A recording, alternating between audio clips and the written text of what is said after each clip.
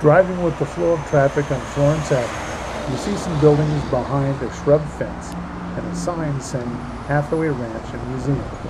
It's been there for many years. Behind the gate lies pieces of area history and a Santa Fe Springs hidden gem. Welcome to the Hathaway Ranch Museum. We hope you enjoy your visit and don't miss the chickens. Hello, I'm Francine Rippey, and we're at the Hathaway Ranch Museum.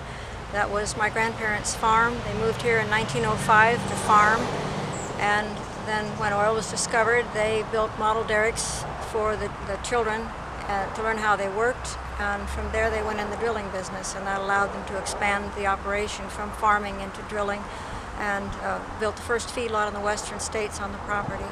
And we have remnants of the feedlot, the farming, the ranching, all on this location. Why do people come to the Hathaway Ranch?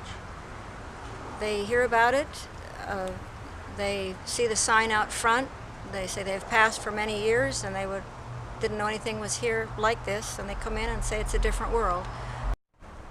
We call this building the Visitor Center. The facade of the inner room is the facade of my great-grandparents, my grandmother's grandparents' store that supposedly they bought the property from Dr. Fulton when this was Fulton Wells before it was Santa Fe Springs, and it houses my father's picture collection of anything historic from the area, and arrowheads my grandfather found when he was farming here with a team of horses 100 years ago.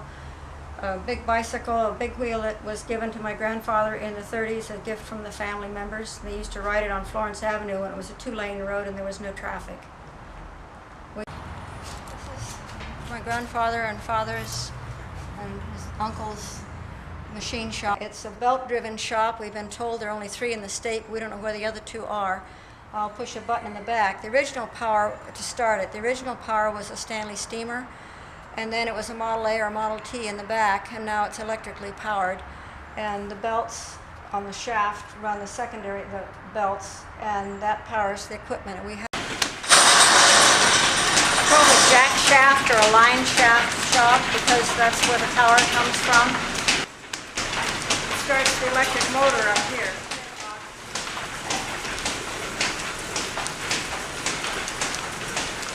You can turn, you have it within arm's reach, there's a lever to turn the lathe off.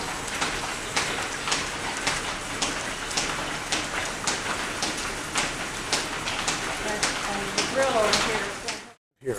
We have an oil tank that was rolled here from the oil fields in one piece and put up and used as a storage facility. It's still used for a storage facility, but now it's an exhibit hall. We have my father's International Woody, and an International pickup that date from the early 1940s. The Woody is still in running condition. The International pickup is not in running condition. And we have other paraphernalia in here from family members that own gas stations. A collection of oil cans, gas pumps. It houses old vehicles. It houses the derricks. It houses a collection of gas pumps. It's only part of the collection of gas pumps. It has signs. It has paraphernalia and signs from the family drilling business. The derricks, again, were the ones built by my father and his brothers with our grandfather's help when they were teenagers. And it was his way of teaching them how derricks operated.